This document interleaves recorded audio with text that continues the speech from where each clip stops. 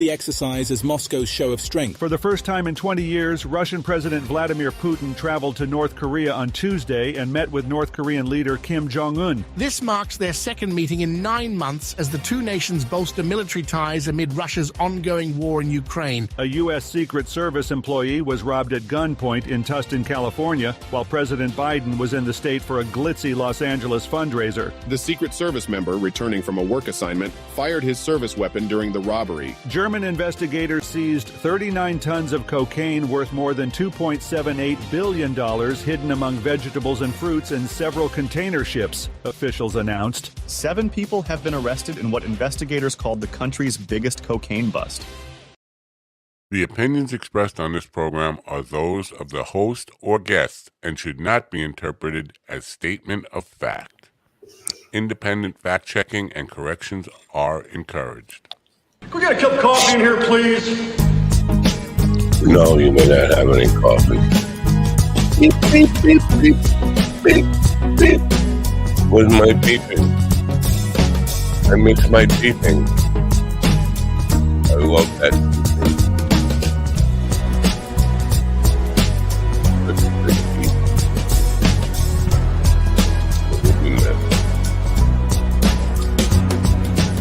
Damn good coffee. And hot. Yeah.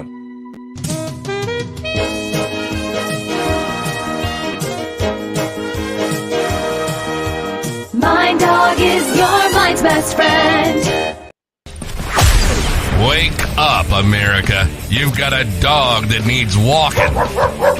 That's right, sunshine. Just put on a big pot of strong coffee and get ready to type your little hate mail with your opinions about kumbaya and flat earth insanity. Stand-up comedy? You want stand-up comedy? Well, we've got sit-down comedy. It's time for Coffee with a Dog. You make me laugh.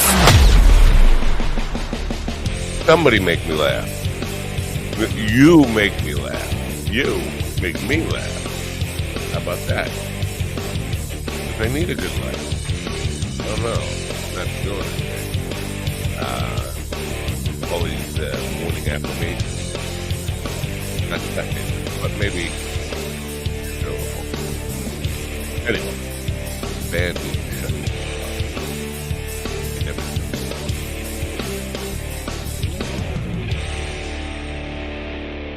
I pick now to drink the coffee. Good morning, folks, people, America, Canada, some New Zealand. Welcome, New Zealand.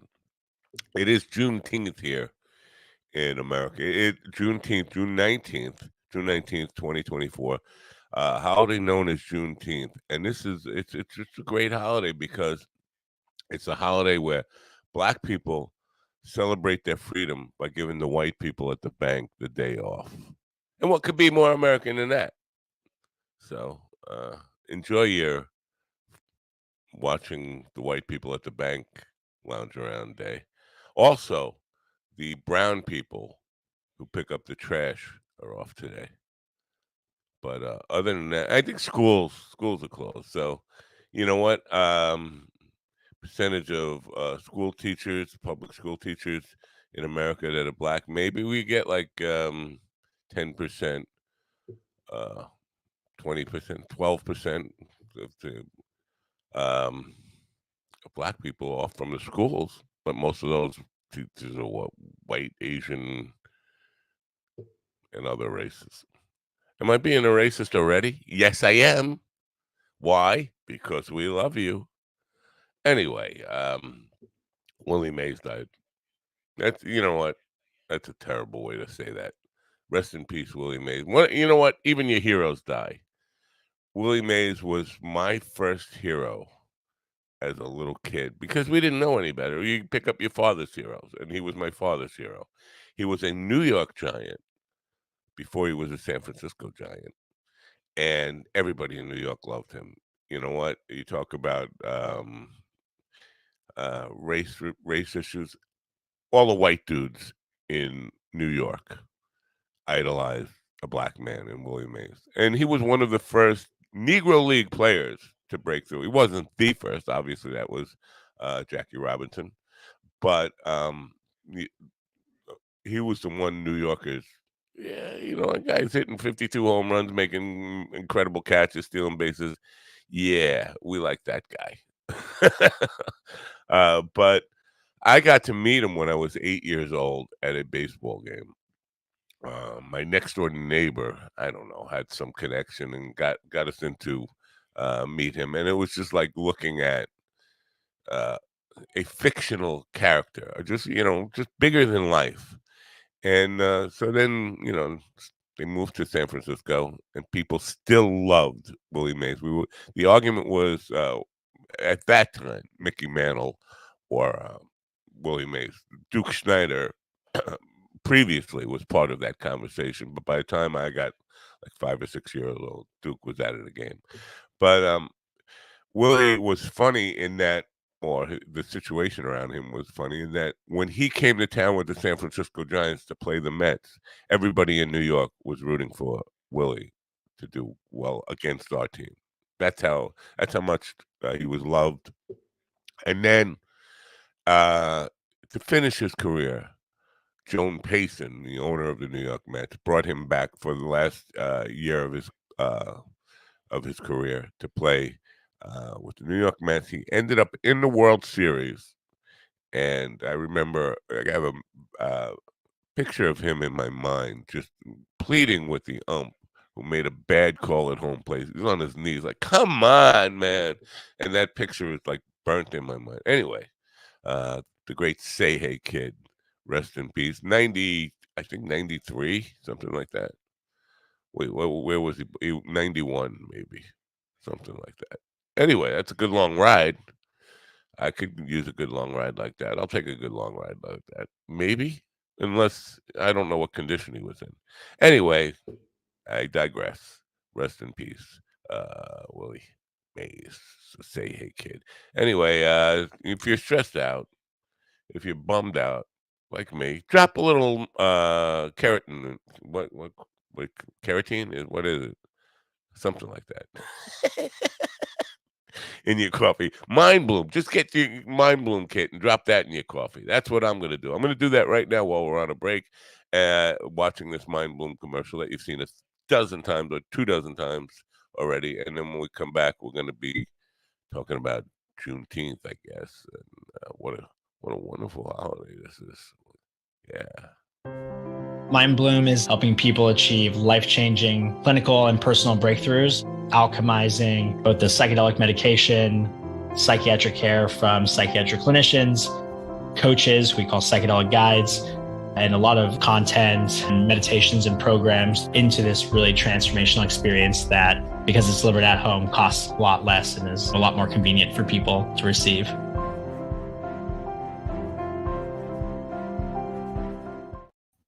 Okay. Oh, wow. Look at Ron Kane is back, stealing spots as usual. And son of a bitch. TD, welcome back, Ron. Thank you. Welcome back. Welcome back. Yeah, welcome back, buddy, old pal. TD had something to say, probably about Juneteenth, I'm guessing. Good morning, America, and welcome back to the white guy who ran York, PA. Welcome back. Today is Juneteenth, and in the spirit of CPT, you can get Juneteenth paraphernalia all week. Use the promo code Kunta Kinte Cloth, minddogtv.com. Enjoy the suffering. Something is afoot with Ron. Is Juneteenth paraphernalia, would that be stuff that was confiscated or in the a lot of it was stuff that was acquired during traffic stops, and Matt picked them up on sale at an auction, so he's just selling them there. True. So, but use the promo code Kunta Kinte Cloth. Most of my time to police auctions. I mean, this is what I do with my life. GD, I did not know that you had surveillance on me, but this is basically after the show is done. I didn't have surveillance on you. One of the items that was acquired was my phone, and my phone was still turned on when you picked up when you bought it. Yeah. Well, I'm celebrating Juneteenth by bringing back my white slave who got away. He ran to Albuquerque, New Mexico. We put a rope around him and dragged him back, and so he's back in captivity where all white people belong today. Yep, I'm back in PA where all white people belong. 100%, indeed. So we have guests later on, Dom Brightman, Dominique, Dom, and he has a book called Going North. He's a black man, so you know what, Going North probably doesn't have anything to do with with slavery or no, actually it's about sex. Instead of going south, he's going north. And there's still trains involved. Maybe it's just maybe it's just coincidence that it's the Underground Tail Road. Yeah, the Underground Tail Road. Well, I don't know. It sounds like it still might be a railroad. You know, it's a train. Yeah. I wonder how many businesses out there are saying, "Hey, today is June 19th," and that one white person shows up in blackface. You know, I did a thing on Laughing. Rowan Martin's Laughing way before Steven's time. Steven wasn't even a sperm in his daddy's dick at that point. His dad may not have even been a sperm in his daddy's dick. Yeah, right. My dad was born in '69. Well, that show premiered in '68. Shit, so, nope, he wasn't even a twinkle in his daddy's eye. Let's go. They used to do it. There's quite a bit of black because I got a ton of video footage to work with. I didn't include any of the blackface stuff. But they did quite a bit of blackface humor on there, and they had like black celebrities on there who would seem to be like rolling with it. And Sammy Davis Jr. and Godfrey Cambridge and a bunch of those guys. And here's the thing: they had like 7 women on the show as like part of the gold diggers or whatever they were, and 1 black girl. And you see the 6 black women in blackface and the black woman there in whiteface. So it's just it's funny how things change, times change, because that was totally acceptable on network television in 1968 through 1972. Not so much anymore, because I wanted to do it today. I wanted to come on in blackface, but I was afraid that ABC would not renew my contract, and I need the money. Yeah, well, Robert Downey Jr. They always try to cancel him every couple of years because of Tropic Thunder. Yeah, Tropic Thunder. That was a good movie. Tropic Thunder was an amazing movie, and he's probably one of the few people who can get away with it. And he was good in that movie. He was really good in that movie. Yeah, and all of the Stern fans who love Stern when he did it now use that against him. You got George Jefferson guy. What is his name? Sherman Hemsley. Yeah, Sherman. Yeah, whatever his name is. Yeah. He was on, and Howard did blackface then. And all those people who thought it was the funniest thing ever at the time it happened now bring that out whenever Howard says anything anti-Trump. They come out and attack him with that. Oh, look at this Howard, this blackface Howard. You know, speaking of blackface, I think all people who try to sell me bot viewers should come on in blackface when they do that. Well, I think that's how we should do it from now on. I think they should come on the way they are, an ass face. Look, these are 2 different people, right? 2 different. You guys should get together. But it's the same. But it's the same site. But it's the same site, right? It's the 2 different people, but they use the same it's thing probably at the the end. same, affiliate code or something. I think it's a weird day to choose to try to sell viewers. Yeah, people locked up somewhere. So we're fulfilling our obligation to have some blackface on the show on Juneteenth. Ron Kane, which is right on the money there. Justin Timberlake, he got arrested for DWI in the Hamptons. In your neck of the woods, yeah. Right. But here's the thing. This happened. The Hamptons is one long speed trap. Cops waiting behind billboards. I mean, seriously, you can't drive. They have speed limit 35 miles an hour, speed limit 25 miles an hour. The signs are separated by like 10 feet, and then a cop waiting to get you. It's one long speed trap all the way out to Montauk. And so they get these celebrities all the time. I mean, because you can't drive drunk out there without getting caught. And I'm wondering why this is news when every other, because it happens to celebrities every weekend or even more every day, pretty much between Memorial Day and Labor Day. Why is it big news that his publicist made it big news? Because he's pretty. Look at that mugshot. My God. No, his publicist did it. His publicist did it. His publicist says, let's to make sure this gets out there, because Justin Timberlake, unless they're doing reruns of Saturday Night Live where he's playing Dick in the Box, you don't talk about him. All right, let me ask the question that it begs to be asked here. If he can afford a publicist, why can't he afford a driver? The same thing happens to these like NFL players and NBA players too. These guys have millions of dollars, then they're getting hit with a DUI or DWI. It's stupidity. It's the way you make money is by not spending money. You're spending money if you have a driver. Duh. Right. That's why we're broke. We all have drivers.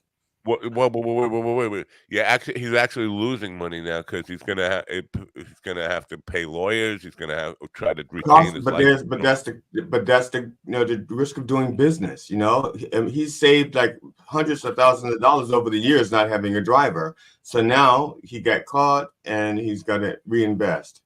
These guys point I'm making is they should be job creators. They would be good guys. You could be like Dudley Moore, and everybody would love you. You could be as drunk as Arthur Dudley Moore, but if you have a driver and you're creating a job, you're a job creator now. And people, I agree, but their priority is not job creating. Their priority is padding their bottom line. Shame on you, Justin Timberlake. Yes, and I don't mean to single him out because, again, every weekend or even today, Juneteenth is a good reason to party, right? On the Hamptons. Sure, there's no black people around. That's right. Well, Justin Timberlake was over the Hamptons. Yeah, they all ran north to Connecticut. Yeah, the Underground Railroad went around the Hamptons instead of through the Hamptons. Well, see how respectful we are. Underground rowboat. White people put their transportation right through our neighborhoods. But we were nice enough that when we built the Underground Railroad, we went around the Hamptons. We didn't do that to you guys. GD, nobody's shocked that all the black folks are avoiding getting pulled over. That's common sense. We get it.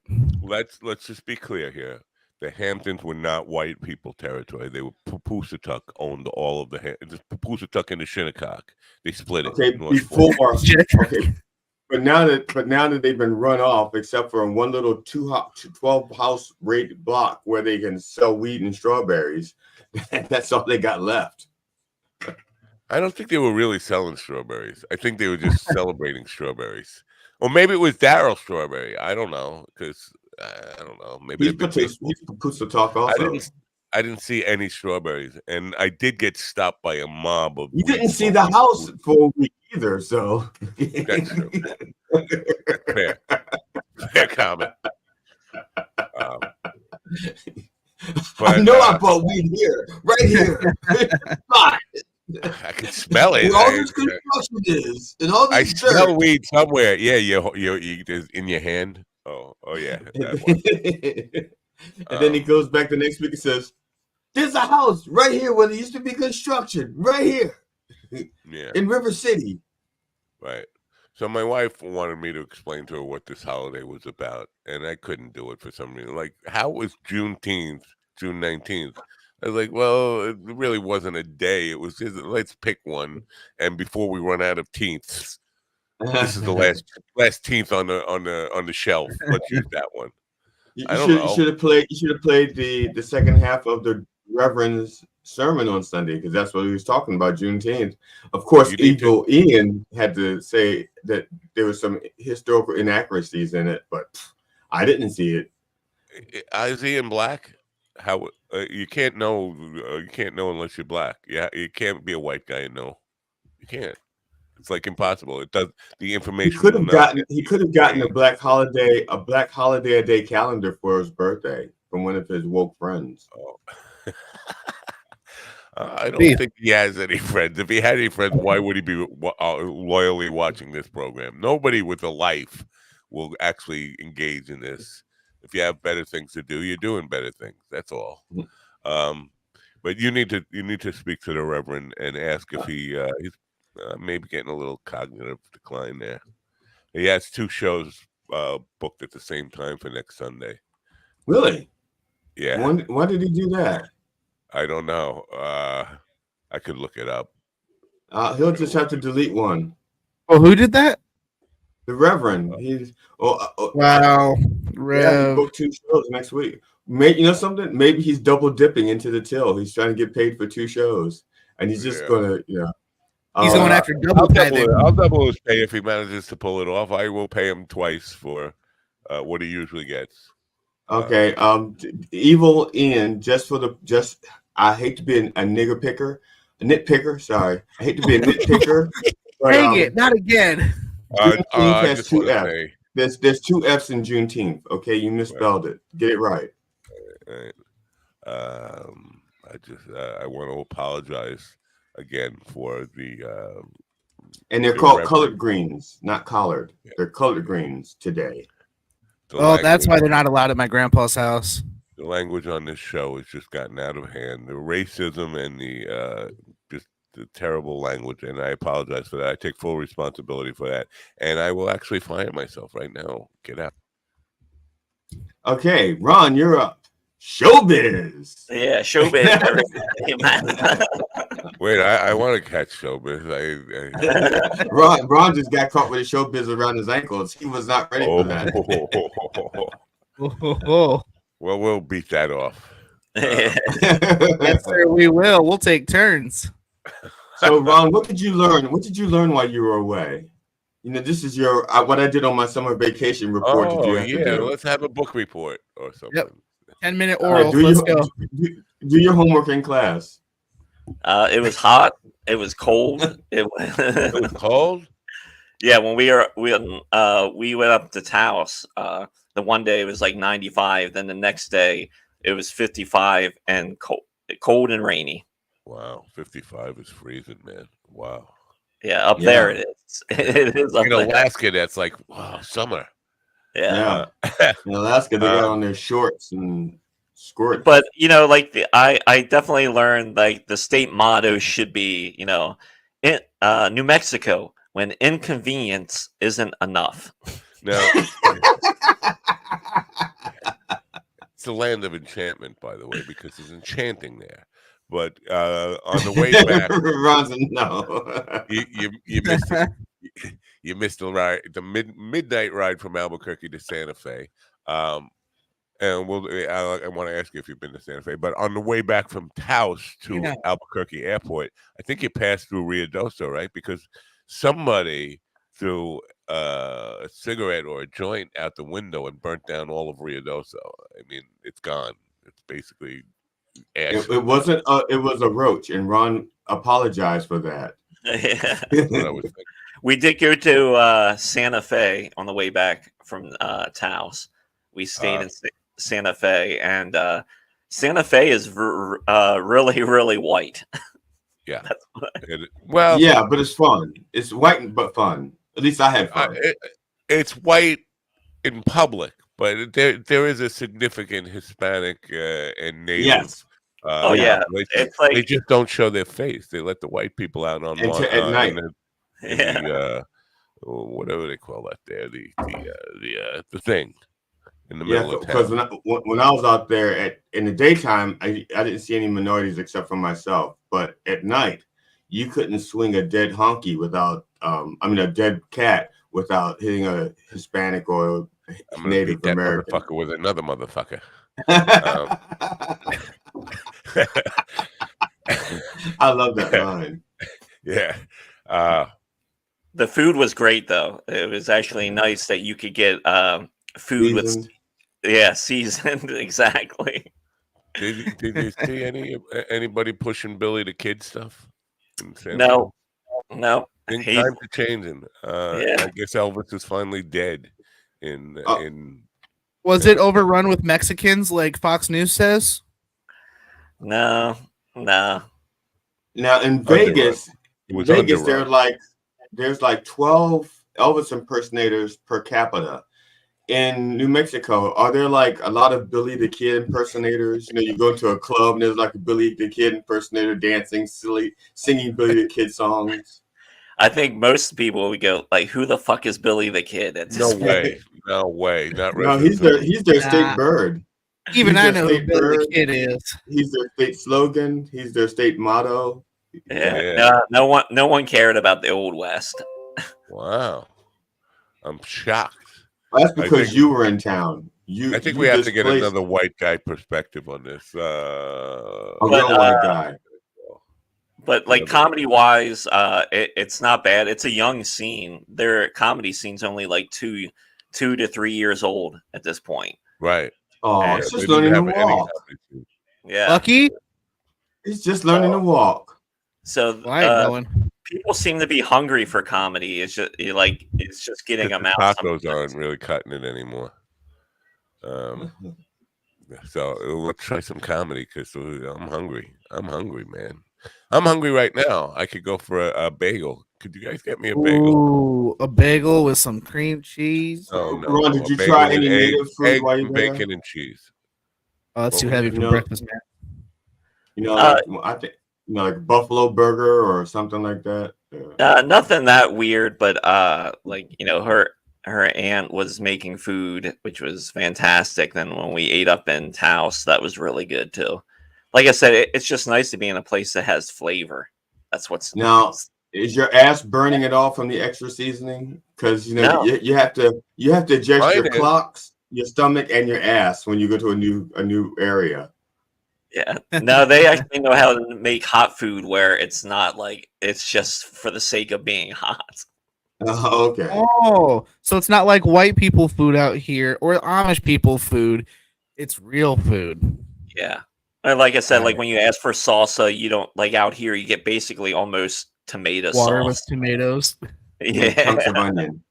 It's a couple onions. I asked for salsa. They bring in a Hispanic band or an island band or something. They start. I don't get it. Her name is Lola. Yeah. She does merengue. Another condiment that's also a dance or a genre of music. I don't know. I mean, Macarena. You put that on sandwiches also. Macarena is that's a just condiment. one song. But it's a condiment. I think you're lying. Do we have a lie detector test somewhere? Yeah, it's me. I'm the lie detector test. If I speak it, it's truth. Come on. Fuck that. Fuck it all. Beat that motherfucker with another motherfucker. I missed you last night, Ron. Especially since you said you'd be there. That 2 weeks ago. No, I missed you. 3 weeks ago. Hey, there was just drunk women in the audience last night. That's better than nobody. Well, yeah, that's true. That's true. I had to change up my routine like several times because I'd be in the middle of one of my short stories, and there's one black chick. She was going, "Whoa, whoa, whoa, whoa!" And she kept stopping. Whoa. Yeah, she goes, "Whoa, your wife." Let her girl. Why is your wife's girlfriend got your phone number in her phone? You know, she says. Because I said, so my wife's girlfriend texts me. And she goes, "Whoa, whoa, whoa, whoa!" She just kept stopping me. But whenever I said something, if I got close to like a diversion, you know, the distraction in the story, she would. As soon as I got to a distraction, she would be like, "I'm not going to be distracted." I went, "Whoa, whoa!" And she'd hold up her hand and go, "Whoa, whoa, whoa!" Ron would have drop kicked her and thrown her out. I don't think so. I think Ron would have liked the interaction. Ron would have liked the interaction, especially with like an intimate crowd of like 400. Was it 4? I don't remember where to put the zeros in that. I just like the idea of Ron's secret police walking around the show, waiting for people to break the rules, so they can shine a light in his face and kick him out. Maybe a sign that says the show is not intended to be interactive or something like that. I don't know. You're not part of the show. You're part of the audience. Understand? Well, I went out. I did what Ron taught me to do. I went out to the bar and I did my little barking thing, and got him to come back 10 minutes late because I tried to start at 8 and I had to start at 8:10 because they were in the bathroom. I guess they were getting prettied up or emptying their bladders or something. So they came back, and so I started 10 minutes late, and I did until 9:25, and I said, okay, guys, I said, that's it, you got to go, you got to go. And they're like, whoa, you invited us back here, you kicking us out? I'm like, yeah, I've been doing comedy for like an hour and 15 minutes. You got to go. I said, I got to get to Excitement Superstore so I can get some dildos before they close. I think they close at 9. Don't they close at 9? They close at 10. I thought they used to. Ron thought they closed at midnight, but that was back when he used to shop there. You'd figure a store with anal wares would be 24 hours, but that's so weird. But here's the funny thing. I'm in the store. I get there and I look at the lady and I said, I know you close in 6 minutes. And she looks at me and she says 8. And I said, okay. And so I said, but I know what I need. I'll be in and out in a minute. And I go back there and they don't have two. I need a matching set. And so I did like one of this and one of that. And I'm like, fuck, I need two of a kind. And then I found one where they had two of what I wanted, but they were $50 each. I said, I'm not paying $50 for a dildo that I'm only using on stage. So yeah. He was using it by himself. That'd be a different story. Yeah. So I'm playing. So I'm going through this, and like 4 minutes before the store closes, this man rushes in. Okay, and he goes straight to the another section, and he picks up like I don't know what he's picked up, and then he says to the lady, "Where's your lube?" It's just it's like 4 minutes. He like rushes in. It's like who rushes into so like in 4 minutes to go like, okay, I need a sex toy and some lube. Hurry up. The same person that rushed in with 8 minutes left. Yeah, but the failure in planning. Huh? Last minute idea like I just gotta have my sex toys at midnight. It's fucking crazy. Who would have thought a sex shop gets the same urgent last minute shoppers that Walgreens does? That's so weird. It happens. This is funny because like let's put it this way, if I went in and I could have just come back another time, but I wanted them so I could start. You and everybody else. That's what's going through my mind. No, but anybody. His sense of urgency made it sound like he just picked up a chick and goes, "Look, I will put out, but this is what I need." And he goes, "Give me a list." And he runs into the store to get, like, okay, and he runs out. With me, I didn't want to come back another time because I was in town, and I wanted to start building the games tonight and tomorrow so that I can actually start testing them at a couple of open mics like the Mr. Tongue and the Mr. Dog. I was starting to start testing the games with real people. It's not enough that I know how to play them. Hear that, Mr. Dog? He wants to test the dildos for you. Let me you let strangers touch your dildos? Do you wash them in between? Do you have like dildo sanitizer? I have wipes. I have wipes that I use on them. But the thing that kind of disturbs me is that one dildo was stickier than the others when I took it out of the pack. It's always the case. And it turned, and I'm not sure why. It was a different color, but the balloon kept sticking to it. When you were like, I took it like right out of the pack, and I'm testing it, and it was like, and it stuck. But the other one, it didn't stick. And so I don't know why it was like that, but I wiped it down at the wall, and after a while, it lost its stickiness, and now I'm kind of disappointed. But so many questions, so little time. Did dildos wear out? Don't you have enough to really last the rest of your life? Well, here's the thing. Not like a car. I need a new car because the old one got 100,000 miles. Like, do they have the dildometer on them so you know how many miles you're getting? Or this is worn down. It's just a knob. Well, yeah, it's just a butt plug after a while. No, but what happens is they all have like these veins drawn into them or molded into them, like veins and stuff and shapes. And so like anything else, I know I used to be the mold for them. Okay, and talk slower. So anything that gets worn over time, like you can see this with rocks in the river, or or in the desert where the sand blasts it. If you put a dildo in and out of something long enough, the outer surface is going to smooth down, and then you lose the veins and you lose the friction. But that's not going to be the issue here. The problem is I have multiple games, and I need to be able to switch between games, and so some of the dildos aren't usable in other games. I can't tell you. You'll see them once I make the games and I test them and videotape them. I will send you the beta test so you can see the games. You know. Sounds like you're addicted to dildos. Death, divorce, your adopted, firings, write-ups, health issues, pranks, roasting. What are we looking at here? Behind his new game. He has a new game. This is a new startup that myself and a fellow comedian are doing. We're delivering bad news. You know that they did that years ago. That's not new. That's I was checking to see the number. If that's like a new number or if that's their number. No, that's a new number. Okay, that's a new number. I mean, you probably have a different market just because they were comedians doing the same thing. I want you to do a video singing "You're So Vain" to your dildo. You're so vain. Yeah. You're so vain. Maybe I can do it with a cutout of what's that actor William Devane? Was it William Devine? William Dafoe? Adam Devine? William Devane. Adam Devine. Okay, well, whatever. No. Whoever's last name is Vine. Yeah, Divine Devane. Divine Devane. Yeah. What happened? Sound effect. I think Ron just shot the show. Put it out. That's a short. Yeah, you didn't know Ron was packing. Yeah, typical white guy has to come in and shoot up a place. I kind of assumed he was packing. He just got back from a trip, and you know what? I was waiting for my T-shirt. Unpacking?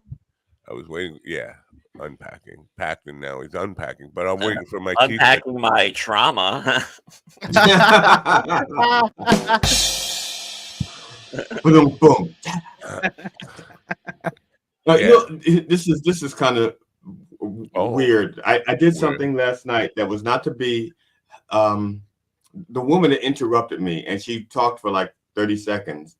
And so after she was done, I just went, look at the chat, look at the chat. And he said, he bust out laughing. And I'm like, you don't even old enough to even know what that's. It's like, that's like, well, I guess the most recent reference would be the guy who played Igor in Young Frankenstein, Marty Feldman. Yeah, he goes. But that's like the newest reference, and that even came out before they were born. 50 years old. Yeah, I said they weren't even born yet. The oldest one of them was 35, and the youngest was 30. You know, they weren't even born when Blazing Saddles came out. I mean, Young Frankenstein came out. Wow. No, but for some reason, that stupid sound got a laugh out of it. You know, everybody. Yeah. I'm not going to do that in my. Did you guys ever see somebody while you were performing skip out on the bill, and where you knew they were skipping out on the bill? I think I've been doing this so long, and I think Sunday was the very first time that's ever happened, and I keep trying to figure out, did they plan that? Because some people are telling me they planned that. It was like a well-rehearsed thing that they do, or was it just a spur of the moment? Well, you can tell if they planned it. How big was their bill? It was pretty big, I think. Okay, because if you're going to plan it, you're going to go big. You're going to like order. Well, Matt, you had said that they were ordering everything, right? They were ordering, they were ordering like fancy cocktails. Yeah, the most expensive stuff on the menu. And I was while they were eating, I was like, man, aren't you full yet? You got like, how much food are you gonna fucking eat over there? So yeah, so if that's an indication that it was planned, then it was definitely planned. Yeah, they're really that and more remorse. You know, the problem was, it would have been more successful if it were planned, because they didn't get that far before I ratted them out. Well, they probably didn't expect you to call them out. That, and what they should have done was they should have bought, since they weren't going to pay for it anyway, they weren't planning on paying for it, they should have bought a round of drinks for everyone. Then they would have had everybody as friends. If they had bought you a round of drinks, you would not have said anything when they walked out. You'd have been like, all right. If I can just point out that when you say everyone, it was them and like 3 other people at the time. See? It was fucking an empty room. And people did come in, but I people who were not drinking. I had a family come in that had like, I don't know, 10 kids, little kids. I mean toddlers, all dancing around me, and then a black family You were came like the in Pied that Piper. had twin little black boys, and they just were picking up. They had ordered food that they were picking up, but they were sitting there, and their little boys were watching me, and some white guy at the bar just got it into his head that he's going to prove that what a nice guy he is. He's going to give each of the black boys $1 so they could tip me. But they were they want to put it in their pocket. And he was like, no, put it in his guitar case. And did you yell, hey, tell your white sugar daddy this isn't enough, kid? Yeah, basically. It's like, well, let them keep it. It's $1. They are going to do more with that $1 than I'm going to do. Like, the $1's not going to change my life. But these kids, so the $1 didn't stop when there. They thought it was for them. Like, oh, look, some nice white man is playing reparations. That's about what they're going to get to. So that was your contribution to reparations. Yeah. But so I would have thought they'd been more successful. But then again, and then the guy showed absolutely no remorse. And I didn't ask the manager, like, what did he say when you got him? Like, oh, you got me? Or did he try to say, well, we forgot? Yeah, you're just running. You forgot, so that you had to run a 40-yard dash. I mean, what do you say? Oh, I'm guilty. I'll go back in and pay with my card, but not look like I give a damn. And the girl wasn't embarrassed at all. That's the other thing. If you're going to skip out, then you don't want to eat too much food, so much food that you have to waddle away, as opposed to be able to run. Yeah, just get enough that you're full, but not enough that you're sluggish and drunk as fuck. Oh, but yeah. Yeah. Rookie mistake. Here's the thing. Now, they have video of the girl harassing me on stage. I'm sure they're posting that somewhere on social media. So if anybody sees a video of me, like, I forget what song I was playing, but this girl was like fucking all over me. But if somebody posts that somewhere, let me know. So now we can embarrass them. We can call them out by name and embarrass them as the skippers, and then put their picture up all around town. Like, beware of these two. Don't let them in, because they're just terrible people, rotten, terrible, thieving, no good. Now there was a night at York, and Ron might remember this. There was a black couple there, and apparently they had won like $800 on lottery or something, and they skipped out on their check. And they're like, and everybody, they're saying, how could they skip out? They just won $800 and blah blah blah. And they'll never probably show their face again. They showed up later on, and I think they paid their check. They were just so excited that they won money, they forgot to pay. You know, I don't know if you remember the night that they ran out, but they were black people, so you probably weren't even paying attention to them. Ron doesn't even remember you. Yeah. Who is that guy? Why is he talking to me? My wallet's missing. No.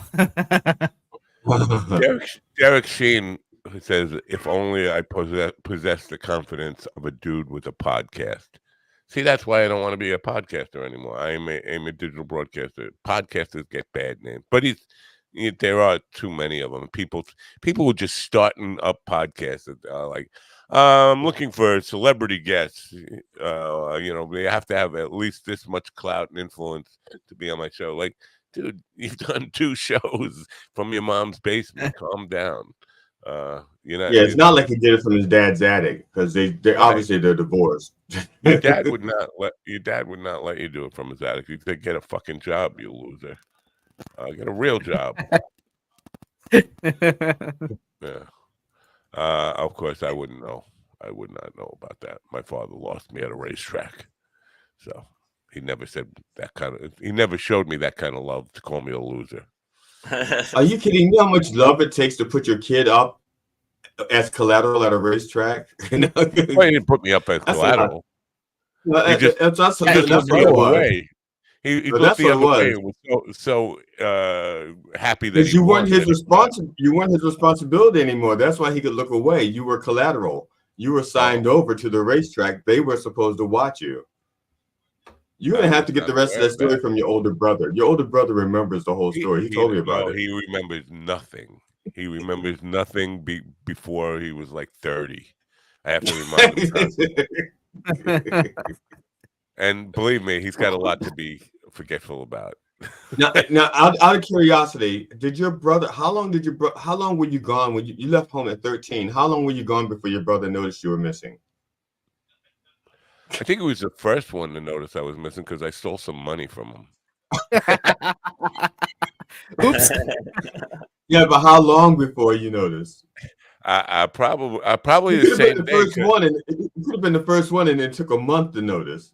No, see, here's the deal. My brother had this chair in his room where he stashed all his drugs and his money, and he didn't even know that I was constantly taking like a couple of pills and some weed from him.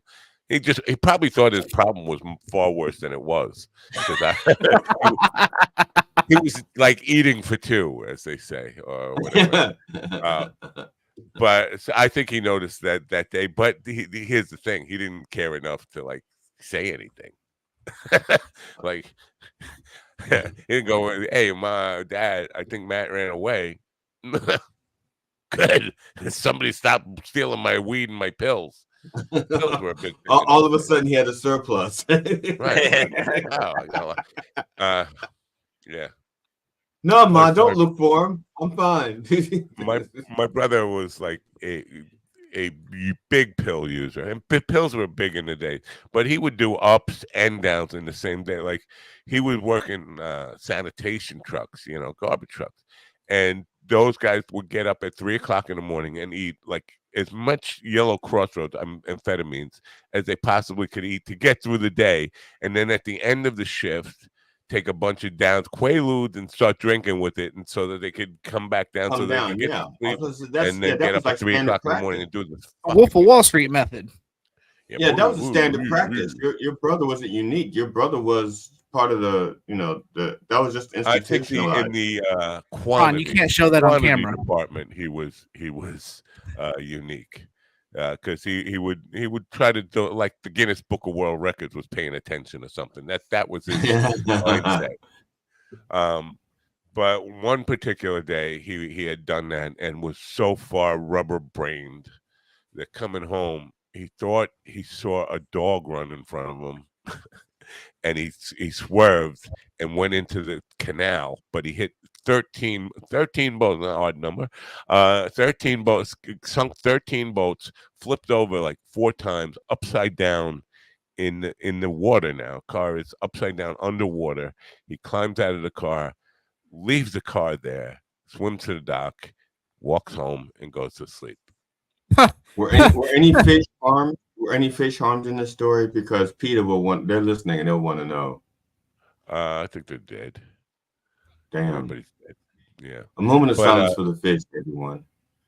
The cops came to the house like several hours later. Like, we found the car in the canal upside down, and it actually has registration papers and license plates and things like that we could trace it right back here. And he didn't want to bother with the cops. He's still sleeping there. I'm hungover. Leave me alone. It was very weird times. But he didn't go to jail for that. He didn't go to jail, but he was on the hook. Like his insurance company was not paying for the 13 boats. Now, did he like play the white privilege card, or did he have to play it? Did they just say, okay? I was just checking. I'd have to leave it to Beaver times, man. There would no. Okay. Okay. Like Ward, look what the Beaver's done today. He hits 13 boats with his car, and it's in the lagoon. Yeah. At least it wasn't 14. Walt, the Beaver has sunk 13 boats again. That's right. Yeah. Oh, Donna you know Reed. the Beaver. Donna Reed. There was Donna Reed instead of the Beaver. There was an old joke that was going around forever. It was where apparently June was supposedly said to Ward, you were awfully hard on the Beaver last night. And technically she never said that, was never said. But it's really funny, that to think that she would have said in the show.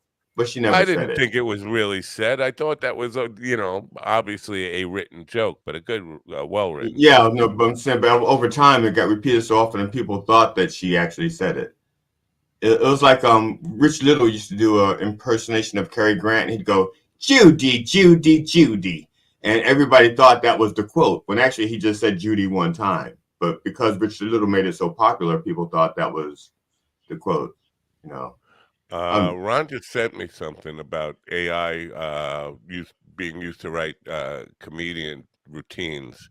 Funny thing that like over a year ago now, Jackie sent me an AI thing where he gave AI a prompt to give me some material that sounds like like himself doing some stuff, and the stuff came back. It was really convincing. Like you would swear this is Jackie doing the material here. It says this is what happened when 20 comedians got AI to write their routines. I tried to prompt AI to be funny or surprising or interesting or creative, but it just doesn't work. It worked for Jackie's stuff. but that's because Jackie's stuff is mostly other people's jokes. That he's like a cover band, so AI just has to go through and go, "Oh, okay, I'll just do But it that." did the delivery and everything. It had like a little cartoon character of him, and it was spot on. Yeah. Yeah, I had found that article this morning, and I kind of breezed through it, and it's a fascinating read because they talk about how AI is good at setting up like the simple tasks of like maybe setting up the premise and can do like a rough sketch, but then after that, it's like it's not great. Well, yeah, now, and I would agree with that because I use it a lot now, but I'm seeing this is why I have to go back. The laugh-in thing. Who could forget Ruthie, the phone lady, and Lily Tomlin Ernestine was the phone lady. Right, Like right. it makes a lot of mistakes, and a lot of times, here's the deal: I use in video to create a video. I'll give it a prompt about something, and then when I'm done, I'm going to post it to YouTube.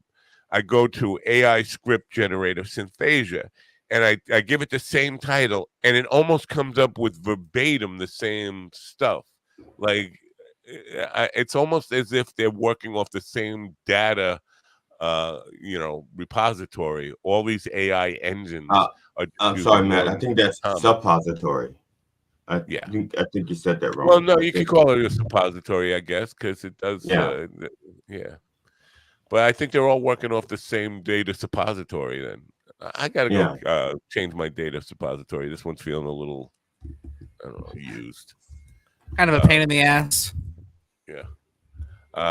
But so I do think because the song stuff, this is create original music, complete original songs. Doesn't sound bad. They are shallow. They're really shallow. Like, but with a lead singer and everything, it sounds like what you would hear on the radio when you analyze the words. It's like, but you can't tell the difference between like Ariana Grande or Taylor Swift and his AI songs. But those are, basically, you left me, hurt me, sucked my tits and left.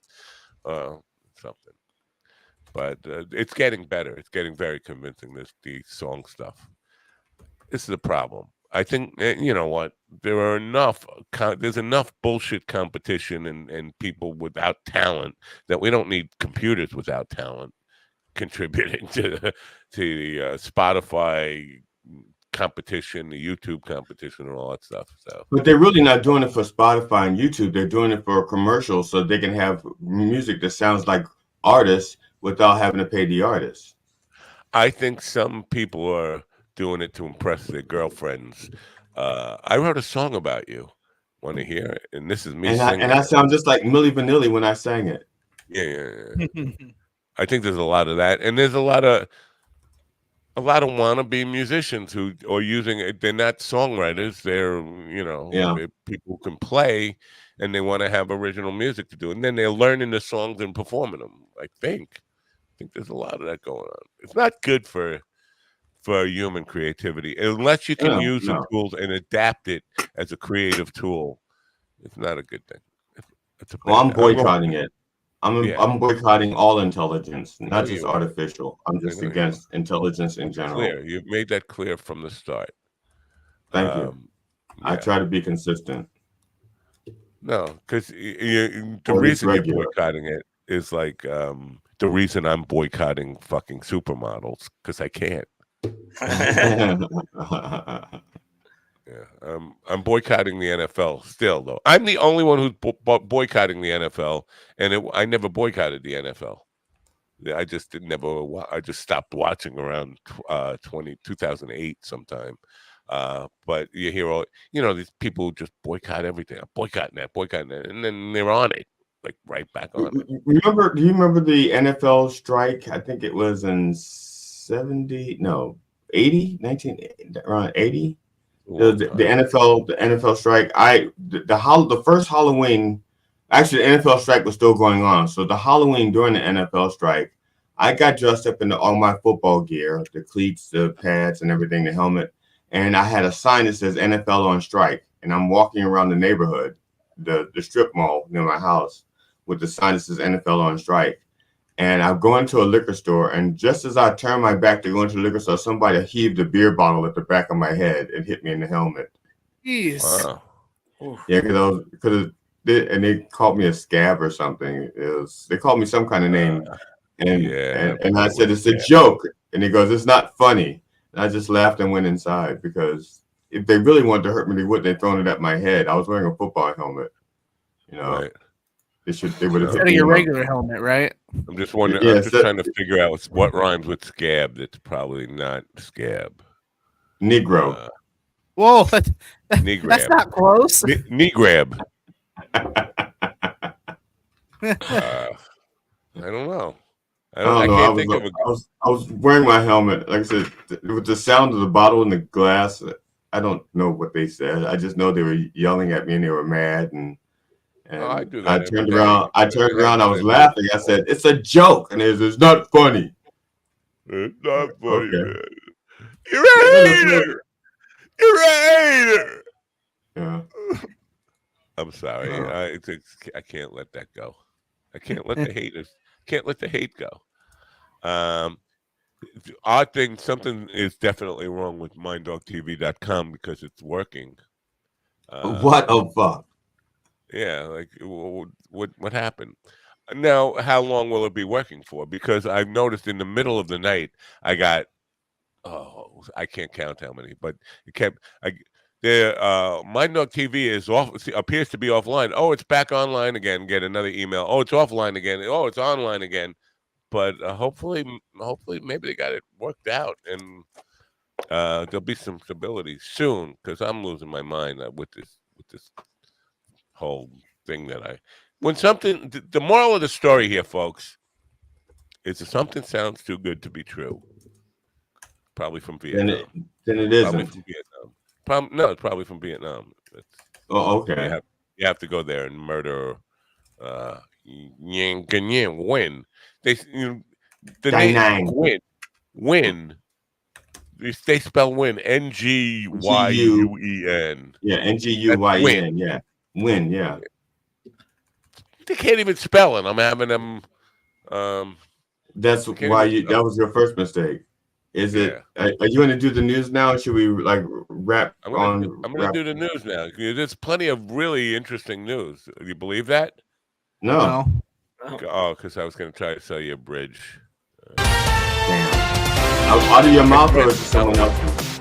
German investigators seized 39 tons of cocaine worth more than $2.78 billion hidden among vegetables and fruits in several container ships, officials announced. 7 people have been arrested in what investigators called the country's biggest cocaine bust. Prosecutors in the western city of Dusseldorf said they confiscated the drug last year following a tip from Colombian authorities. They said about 27.5 tons of cocaine was found in the port of the northern city of Hamburg. Liam White reporting. A U.S. Secret Service employee was robbed at gunpoint in Tustin, California, while President Biden was in the state for a glitzy Los Angeles fundraiser. The Secret Service member returning from a work assignment fired his service weapon during the robbery, according to Secret Service spokesman Anthony Guglielmi. The employee was not injured. The Secret Service stated the criminal investigation remains open and active. Scripps News first reported the robbery. Lawrence Keller reporting. For the first time in 20 years, Russian President Vladimir Putin traveled to North Korea on Tuesday and met with North Korean leader Kim Jong-un. This marks their second meeting in 9 months as the two nations bolster military ties amid Russia's ongoing war in Ukraine. The Kremlin announced Putin will spend 2 days in Pyongyang before heading to communist-governed Vietnam on Wednesday. Joseph Eckerson reporting. A fleet of Russian warships, including a nuclear-powered submarine, left Havana's port after a 5-day visit to Cuba following planned military drills in the Atlantic Ocean. Some view the exercise as Moscow's show of strength amid tensions with the US and Western nations supporting Kyiv in Russia's war on Ukraine. The submarine, a frigate, an oil tanker, and a rescue tug slowly departed from the port on Monday morning. Benjamin Wright reporting.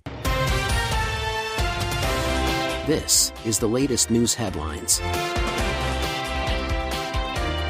We'll get to it. We don't need that stupid music.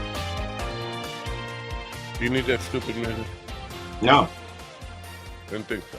BNSF Railway must pay nearly $400 million to a Native American tribe in Washington state. A federal judge ordered the payment after finding the company intentionally trespassed by repeatedly running 100-car trains carrying crude oil across the tribe's reservation. U.S. District Judge Robert Lasnik initially ruled last year that the railway deliberately violated the terms of a 1991 easement with the Swinomish tribe. Jessica Oakley reporting. A small plane crashed in upstate New York near Albany, killing the pilot, who was the only person aboard, authorities said. The twin-engine Piper PA-31 crashed near the end of the runway at Albany International Airport around 8:15 a.m., the Federal Aviation Authority said. Police in the Albany suburb of Colony say the pilot was headed to Montreal when she experienced engine trouble and crashed. She was pronounced dead at the scene, Deputy Chief Robert Wynn said. Kevin Sanders reporting. Firefighters were battling about a dozen blazes throughout California, including a fast-moving wildfire that has forced evacuations north of Los Angeles. The Post fire in Gorman ignited shortly before 2 p.m. local time Saturday and has since burned more than 15,610 acres, with about 8% containment, according to an update from the California Department of Forestry and Fire Protection, known as CAL FIRE. A total of 1,148 personnel, 114 engines, 7 helicopters, and 14 water tenders have been deployed to fight the blaze as it spreads. Jim Kender reporting. A man drowned in a lake in upstate New York after his keys fell into the water and he tried to retrieve them, police said. Anthony Davis, 44, was fishing with 2 other men in Oneida Lake in the town of Hastings just before 10 a.m. Sunday when his keys fell in the water, Lieutenant Andrew Bucher of the Oswego County Sheriff's Office said in a news release. Davis entered the water to retrieve his keys but could not make it back to land, Bucher said. Kyle Norris reporting.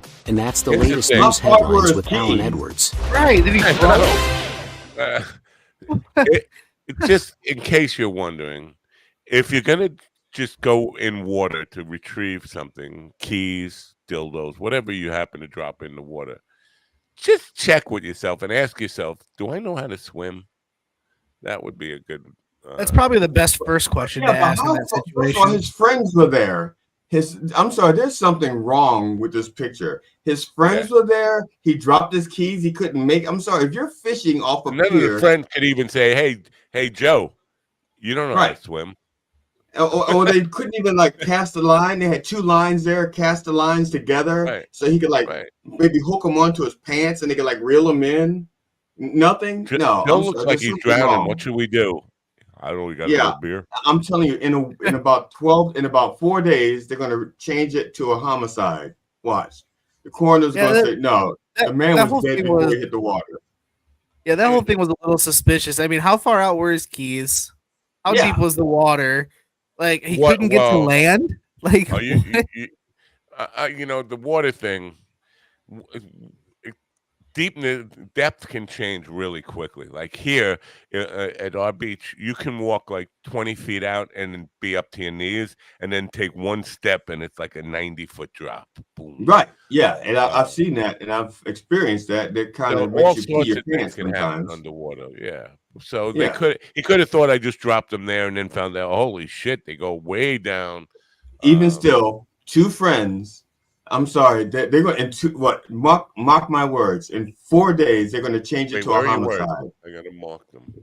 You hit B, just B right there. B. All right. 1 hour, 4 minutes, 23 seconds. Actually, you have to go back a few seconds. So 1 hour, 4 minutes, and probably 15 seconds. You know how Ron has been asking for Secret Service protection his whole campaign. And I've been saying they didn't do any good for your father or your uncle. but now this guy gets robbed at gunpoint. A Secret Service. Yeah, but Biden is safe.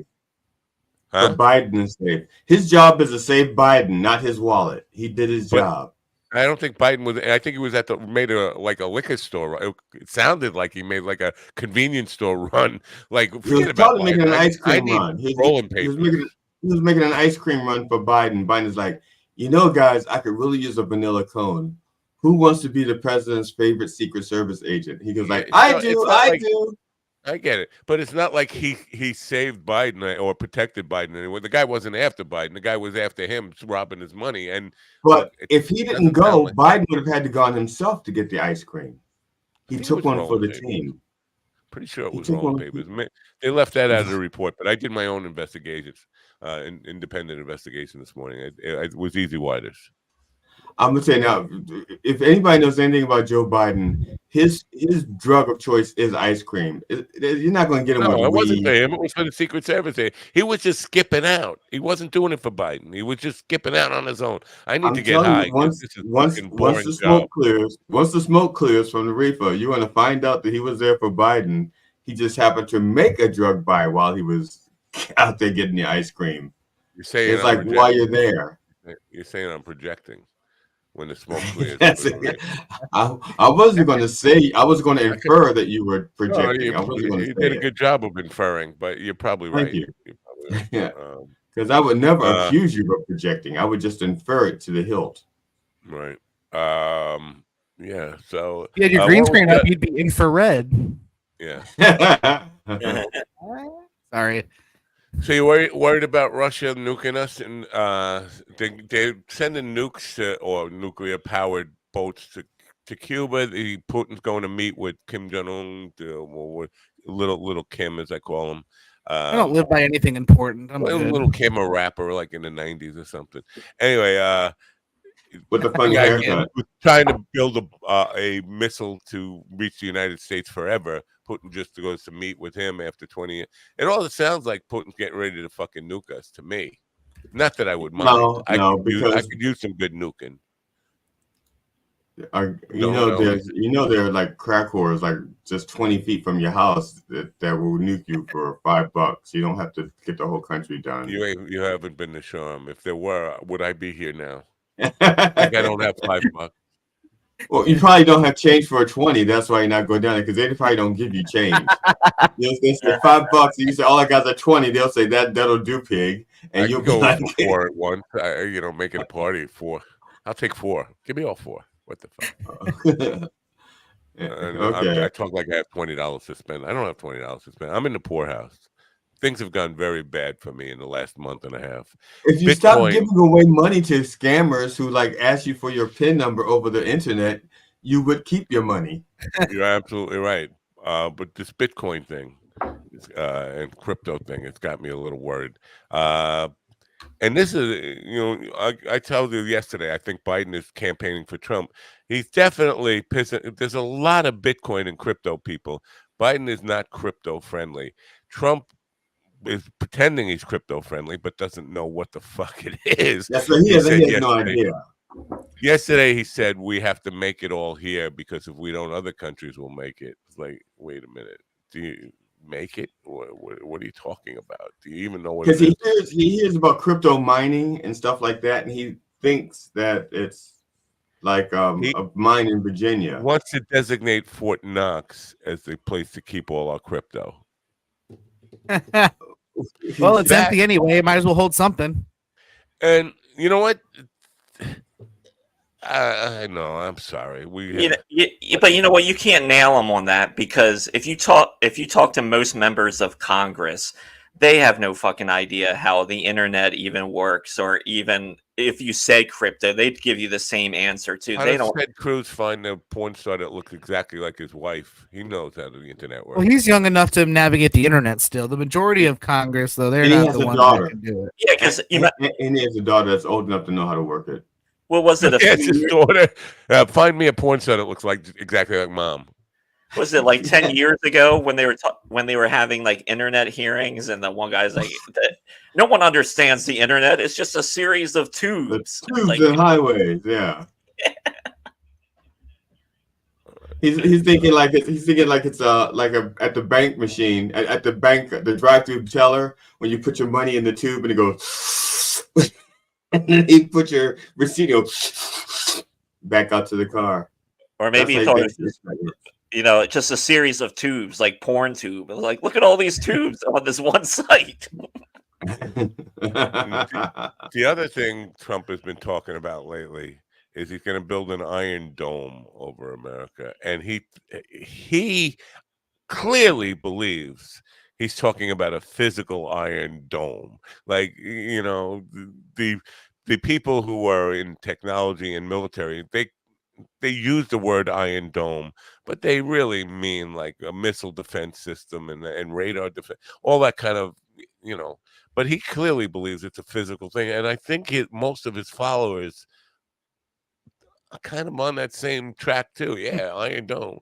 Like, don't you care about summer? Don't you want to get a suntan?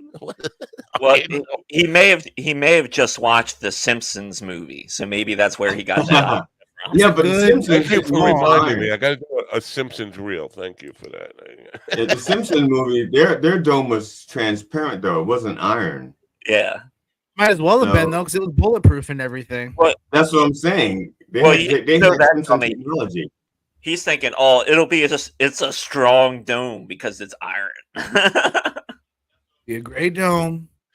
So at the rate the wall was being built, which is not quite as difficult as building a dome over the entire, and do you include Hawaii, or do you just say, fuck it, sorry, Hawaii? They survived Pearl Harbor, they'll be okay. Man, that is so ignorant. What you do is you tie a rope to Hawaii and you pull it closer to California, probably using one of those rescue tugs. You just pull Hawaii over. All the maybe Russia will help. Yeah, and they'll pull to Hawaii closer, and Mexico will pay for it. It's. What about Alaska? Matt, you don't know anything about how geography works. Alaska what? The entire upper crust mantle is floating. Our upper crust is floating on magma. So you can just grab Hawaii, which is all lava. Magma? Did you say MAGA? Yes, floating on top of magnets. And you can just pull it right on over because the magnets, since they're underwater, aren't working anyway. Just pull Hawaii closer to it. I can't even believe that we are having this conversation, Matt. This is something it's so basic. It's like Flat Earth 101. I don't even understand how you not get this. Well, if it was Flat Earth 101, wouldn't that mean the Earth already has a dome?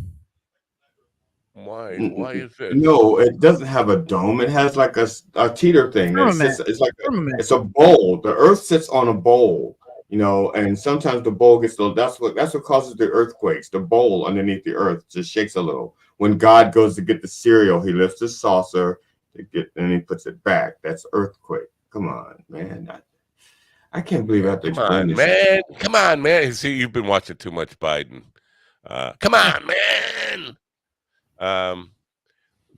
Ron, do you know why Louis C.K. is trending on Twitter? You have any? Oh my God, his dick is out again.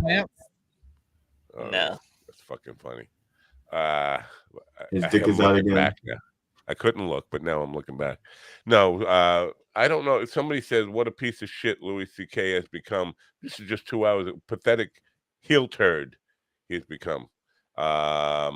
But I don't know if the post is unavailable. It was by somebody I guess I blocked, Jack Probasek, who's a right winger. I don't know what he did. But somebody, yeah, I don't know. He went on a right wing podcast, I guess, or something. It looks. Yeah, they're showing stuff from. He's on Rogan and shit. It looks like Rogan, yeah, but it is talking about the left wants open borders because they believe America deserves to be destroyed since it's so much better than other countries. That doesn't make any sense. They want diversity. They want diversity destroyed, so they're bringing in brown people. Diversity, but that's what everybody's talking about right now. Then that's quoted. It's not quoted, but that's what every one of these says. What he was talking about is America is going to be destroyed by the left because the left wants it destroyed because it's better than other countries. All right. Obviously, they need to go to Diversity University and get a little bit of training. I don't know. Trying to wrap my head around this whole concept. You can't. Your head is a solid. You can't wrap. You can wrap your neck around it. I think we discussed that the other day. Yes, that's why I'm reminding you. You established the fact that your head is solid and you can't wrap it around stuff. Oh yeah, you said that.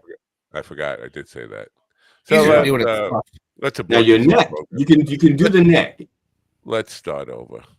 How did that expression get started? When people know that you can wrap your neck around. Morning, America and Canada and New Zealand. It's Juneteenth, a great holiday where Black people celebrate their freedom by giving white people at the bank the day off. Maybe it's the other head that you can wrap around things. That's what I was saying. Maybe it's easier when it's soft. Yeah. It definitely went soft, but it doesn't wrap. It's not a wrapping thing. Looks like Dom's late. Dom's late or not showing up. What do you think? Okay. CPT. Dun, dun, dun. Dun, dun, dun, dun. Yeah, is it okay? I was ready to go north. Where is he from? Because maybe it's a time zone issue. Oh, maybe he started like he's in Canada and he's going north. He missed us completely. Oh, that's true. We don't know where he started going north from. Going north. That's the book cover. You can go to his website and buy the book. His website is undergroundtailroad.com. Underground Tail Road. I love that. So, that should be a strip club name. Ron is already thinking about it, going, all right, here we go.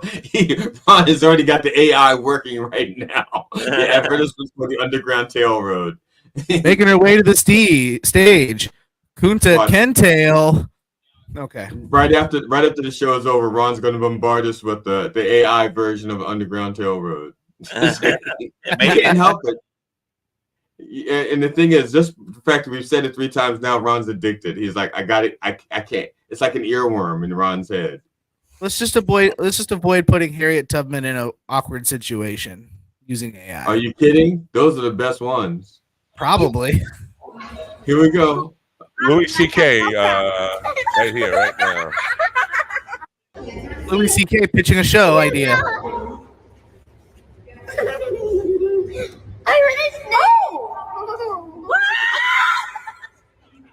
This reminds me of high school. Why you used to jerk off in front of little he used to get real close to watch. Yep. I liked a crowd to watch while I was. Never mind. So it looks like there is a documentary that's coming out. No, this is about apes. When Louis C.K. was still less evolved than he is now.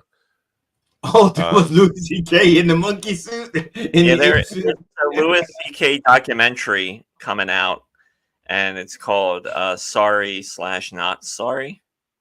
Oh, great! That's a good title for. Oh, you fucking moron! Well, he changed his thing on Twitter. His little bio line that says, "I perform in front of people. I also do stand up." So he's doubling down on this, and he's embracing it. Is what it sounds like. Pretty much. Okay. I perform in front of people, and I do stand. All right, it's time to meet our guest. Oh, and now the title of this episode is called "Advance Others to Advance Yourself," which is the mantra. Mantra, probably not exactly the right word, but of our guest today, mantra. Don Brightman, DTM, which is different than DMT. Is certified trainer with the maximum leadership. What? You said DTM, down to meat. No, down to meat. Oh yeah. Oh boy. I did not know that's what that was for. Now I understand why people are responding back to my emails differently. I told you, GD. I told you I was down. Can you just didn't believe me. Introduce the guest, please. I thought we did that. We got to bring him on too. We have to introduce him and bring him on. Can't he do anything for himself? No. Get out. I'm going to kick you out in 1 second.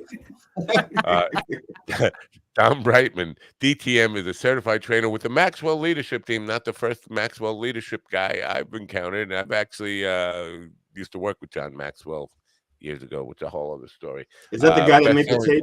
And host of Going North podcast, and he's got a book by the same name. Ladies and gentlemen, please welcome in Don Brightman to what's the name of the show? Oh, Coffee with the Dog. Good morning, Don. Thanks for being here. Wait a what the hell is going on here? Matt, he's going north, but you're all over the map. I was going all over the place. Good morning, Dom. We're not hearing you. Are you talking? I don't think your audio is on. Yeah, we can't hear you. Nope. But that keeps us Matt's company policy that black people are to be seen and not heard. So I'm sorry, did you say something? I couldn't hear you. No, Dom, we're not hearing you. Your microphone's not on or something. The sound system. Obviously, you're a podcast host. You know how to work these things. We're not getting any signal from you. Test. Well, do we have sound effects we can play while he's... Let's try that again. There we go. Oh, there you go. Hey. Thanks for being here. So, going north, does this have anything to do with the holiday of today? How apropos. Yeah. It actually doesn't. It actually doesn't, believe it or not, even though that thought did come into my mind. It's a strange coincidence, right? That you're okay, then you're dismissed then, because we brought you on because we thought you were going to promote the holiday. Matt, can you find another black guy that will actually promote the holiday? I'm just teasing. No. I'm not from Texas, so I can't really, I gave all the black people I know off today. How did I not get the memo? Oh, dang. Ouch. I said, I know. I don't know you. You're like a vagrant that slips in here. So I got the keys and I can't get rid of him. He's a squatter. So what is the meaning behind going north? Yes, the meaning behind going north. It's like when you look up, especially on a map, you're basically going north, and it's all about helping others to advance in life and embracing your dreams in the process, especially when you help others to advance in life too. And that book itself, that was written on a dare when I was at a networking conference through Toastmasters, where folks train to become better leaders and speakers. And instead of handing out business cards to people, I would hand out reading lists to people because, hey, what's a good way to stick out? Hand out reading lists because it's like, who the hell's this guy? And at the bottom of the list, I had my contact info. But one lady who looked at the list and looked right back at me, asked me like, hey, where's your name on this list? And I'm like, shoot, it's right there at the bottom. She's like, no, I'm talking about you as a writer. And I'm like, well, no, it's not there. Because I was like in my early 20s at the time. I didn't think I have anything to write about. But little did I know that for years when folks would ask me, hey, how's it going? I would tell them, hey, I'm going north. And little did I know that joke actually became a meaning about inspiring others to advance in their lives and help others to advance too. Now, I have a question for you real quick. You said did you take the Toastmasters courses? I wouldn't say they're courses. They're more like exercise and lessons that you have to really take.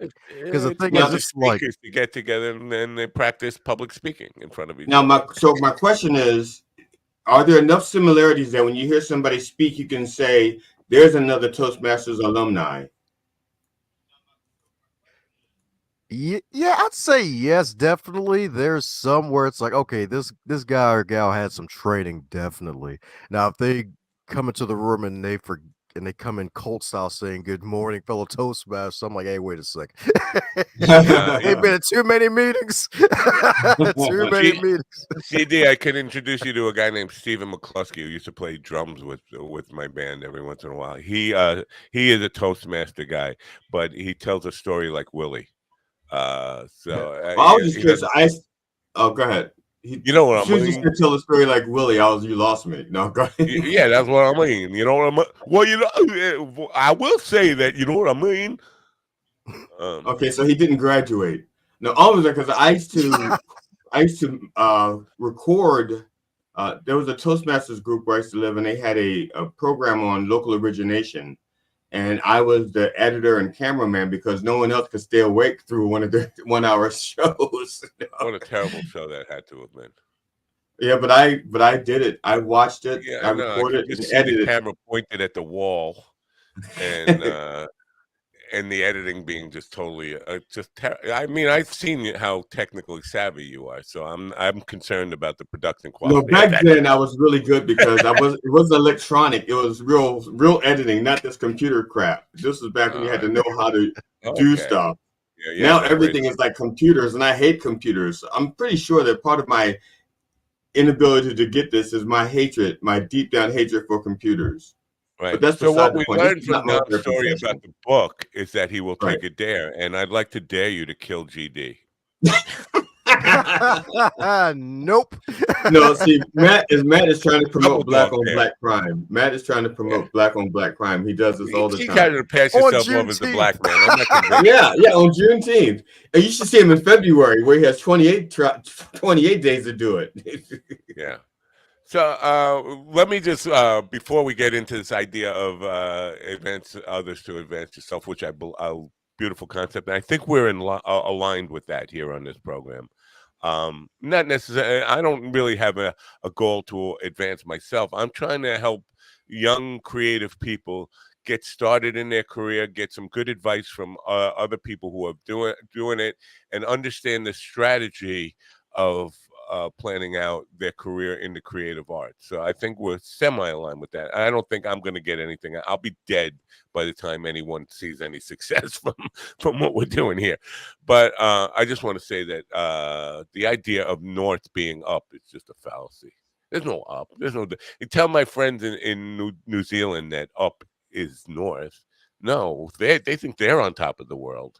And in space, there is no up or down. It's just all there. So up is not there. Going up.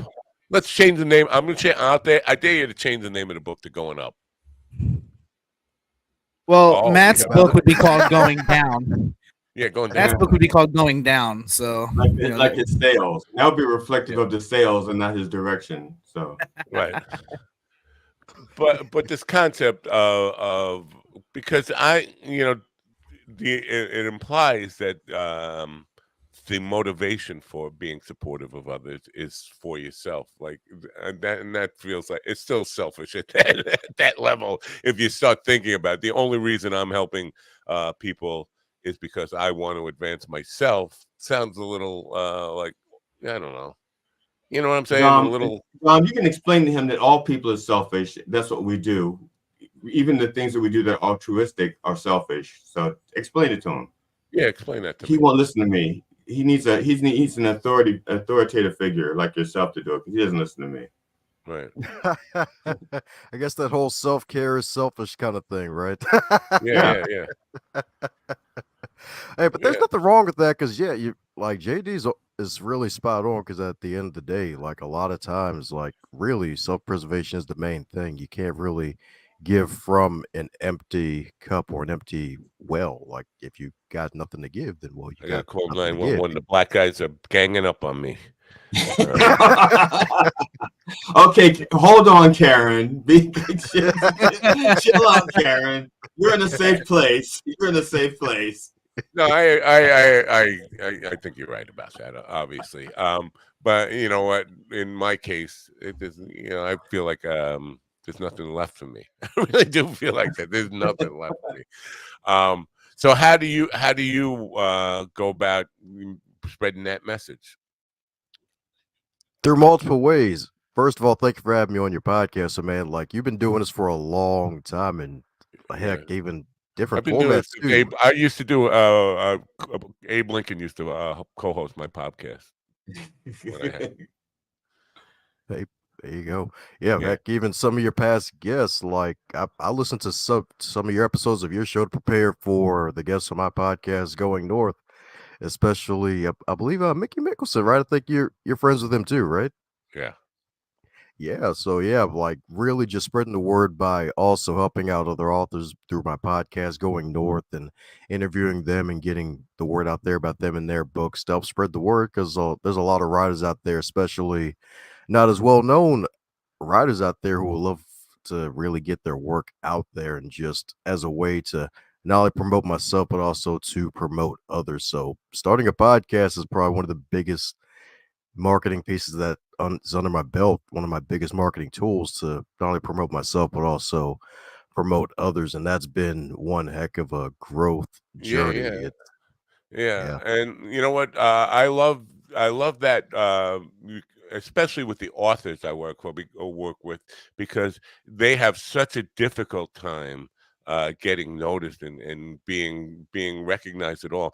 And it's not like stand-up comedy where you write yourself a few little jokes, you go up to an open mic and you don't get any recognition. You spend 5 years writing a book and then nobody reads it. That's a really deflating experience to go through. So I try to help authors at least get noticed and somebody knowing about their work and willing to pick it up. And because a lot of people think when they start out that I'm going to make money off this book, your very first book, and that's kind of funny. Do you still work with the Maxwell leadership team? Yeah, still certified under Maxwell Leadership. Didn't even know it was a certification program a few years back until I saw someone else who was certified under it, and just really having access to that toolbox. It's been great. It's definitely been great. We did that. We worked directly with Maxwell's team years ago. We had a call-in thing. I forget what it was. He's big on numbers. And it was like the 20 rules of irrefutable laws of leadership or something like that, question and answers thing, and did that online for a lot of people. But the question, he's basically a Christian minister, right? Or is that part of is the faith necessarily part of the message you're delivering? Does it have to be? It doesn't have to be. No. Can you bring it to an atheist and still be a complete atheist and still be effective? Oh, yes, sir, indeed, of course. Because the thing is, he's a Christian minister, but he actually gave up the pastorship and ministry to reach more people because he noticed, especially after he started writing his leadership books, folks who are non-Christian would actually pick up his books and enjoy them and bring him into conferences to speak. And the thing is, it's like, hey, you can be atheist, you can believe whatever you decide to believe in. It really doesn't matter. It's the foundational principles. Yeah, they can be traced to the Bible itself that he teaches from, that I enjoy reading, and I'm a Christian myself. But the thing is, you don't have to be a Christian to follow some of the stuff that's written in his books. It's really out there for everyone to learn from. And just like with anything else, if it's not your cup of tea, you would say, okay. No, I get it.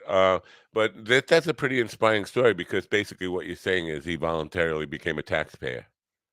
Yep. Because most people would think giving up the church is a money move, but it's actually Joel Osteen is doing okay, I think, and so there's much more money in keeping the church than stepping away from the church. There's a song by Ray Stevens says, "Does Jesus wear a Rolex?" Right, I think he did, but it was a Rolex sundial. Rolex sundial. So Dom, now, Dom, your voice is like really, really cool. Do you order off of menus like that when you're in a restaurant? Nah, I just talk normal. If this is normal. Excuse me, GD. This is Wendy's. Yeah.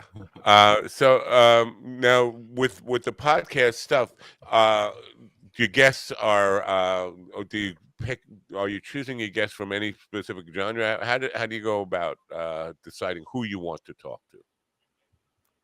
Yeah, it really depends on like what they're writing about and what their message is about. Because funny enough, when I first started, I thought I was going to be doing a bunch of self-development and business and entrepreneurial guests who wrote books in that genre. Because mostly what I read is nonfiction. I'd say probably 95% of what I read or build is nonfiction. And as I went along, I realized, especially after contact with Mickey Mickelson and helping him with some of his clients, like some of the more interesting conversations pop out from those who write fiction books like novels.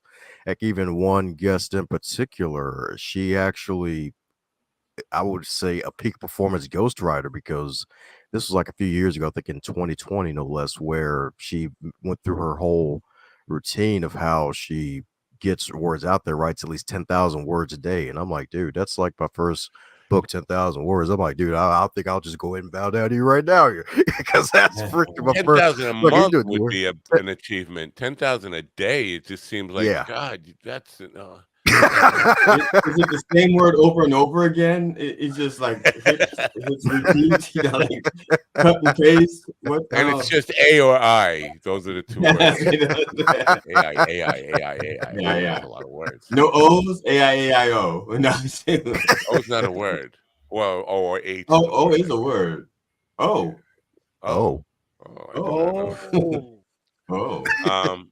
Yeah. You know what?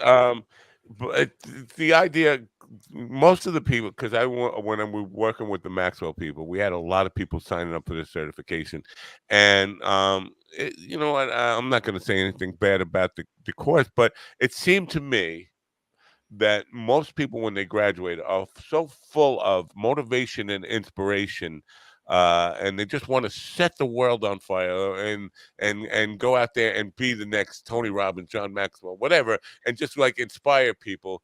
And then you have this ball of fire for a certain period of time, and then they end up at the library with their mother and their aunt in front of them and doing this thing. It seems like there's a lot of disappointment of the people who go through the program, and I got caught up in that, as you know, the whole self-help thing in the 80s of reading every book, Wayne Dwyer and Tony Robbins.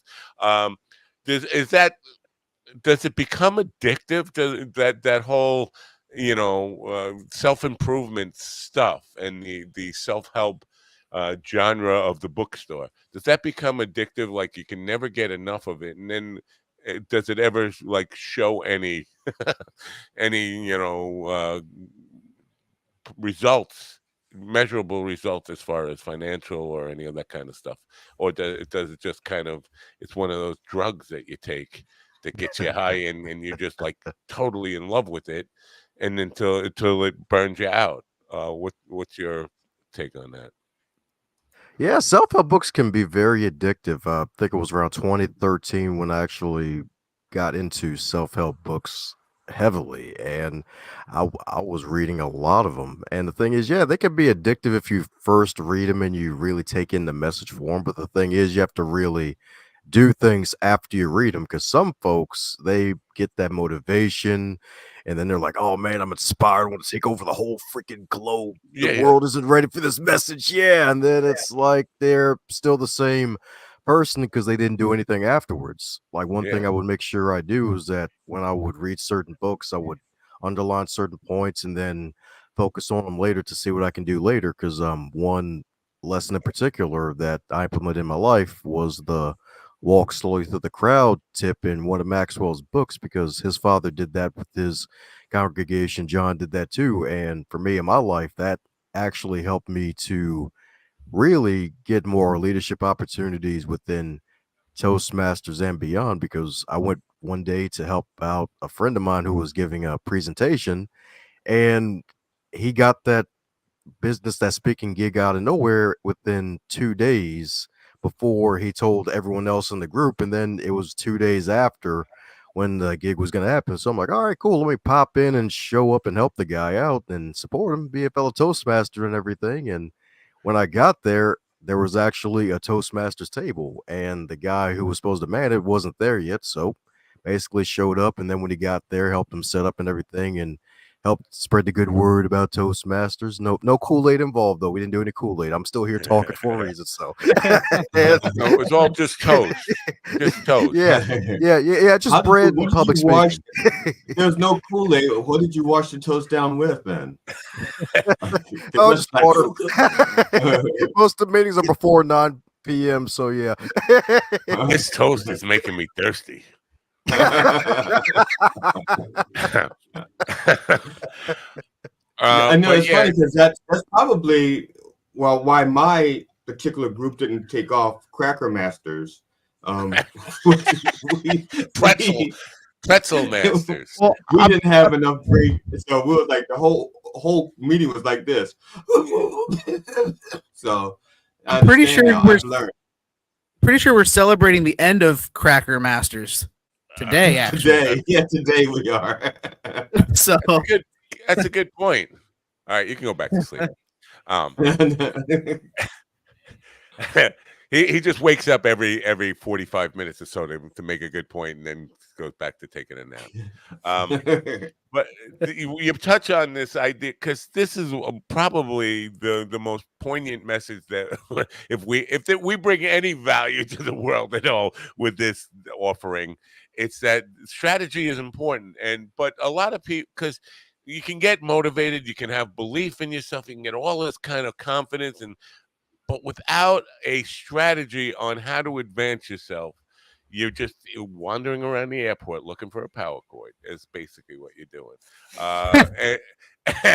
It's an inside joke here, but that whole do you talk to, and do you have any tools for understanding how to look at where you are on the map and where you want to get to, and how to develop a successful strategy plan on that? Because I think that's where what you do crosses the line into what we're trying to do, is help people in the creative arts plan their career, plan their next move or their next 6 months or whatever it is. Do you have any tools that you address with that? We lost your audio again. Something happened. Did you mute yourself? I can tell you what he's saying. I speak fluent Black. Basically, no. You're a lip reader. You know what? If I take the book out, we can see if he's muted himself. We're not hearing you, Don. No, he's not muted himself. I can see it at the bottom of the control thing. Yeah. Oh, you can. Right. Okay. Hey, and now we hear you again. Huh. I wonder if this is some kind of special Juneteenth thing of my computer. Okay. It's mad that you're using a white mic is what's happening. And it's like, that's what it is. His hair also came with a voodoo kit. So oh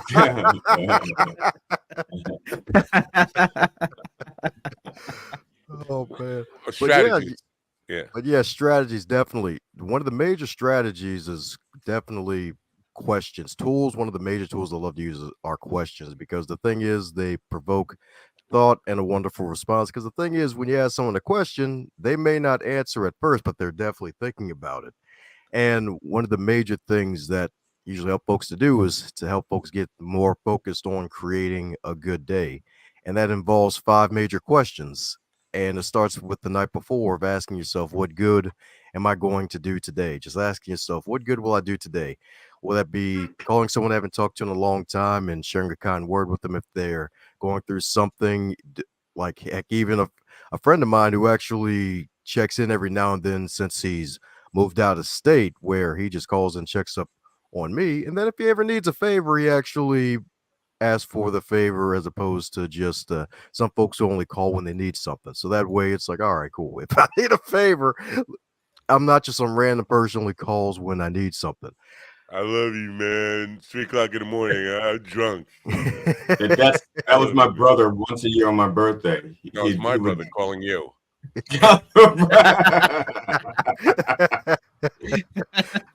Thank God it was never a 3 a.m. call. I agree with you about the power of questions. Here's the problem I have with that. I'm just here trying to be a contrarian. People lie. And they lie to themselves before they lie to you. And so you can ask like real, and the more introspective the question is designed to be, the more they will put up their defenses and lie to themselves a little bit.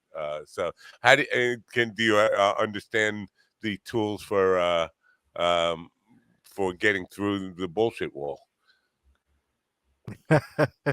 Sometimes you have to ask yourself the question multiple times, and you have to sit with the answer multiple times too, because that's happened to me. Because sometimes I can be contrarian too, because it's like I've had a coach before, and he's made some suggestions on things to do, and I'll be like, the heck does he mean by this? And sometimes he would explain like, okay, all right, I get it, but it's like, nah, I don't think I will do that piece, because heck, even like with certain industries, like with some folks who may work at a local library. They may speak in a certain way and they may do things a certain way where it's like, all right, our main communication is email. We send out like 50 emails a day, even though we all work in the same freaking building here, as opposed to folks who just want to find them face to face. And it's just really just getting down to, like, sometimes you have to sit with an answer after you ask yourself a question. And heck, that even goes with the follow-up of what must I do? Because, hey, it's good to have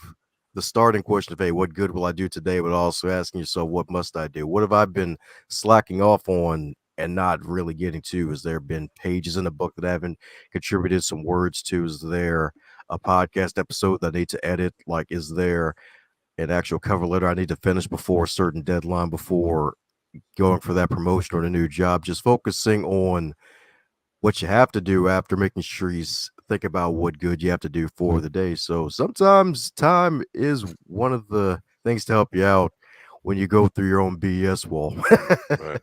Right now it's time to ask Steven a question. Where you going, man? Saying goodbye to Gubs. Oh, I thought you said bye, guys. Oh, goodbye, guys.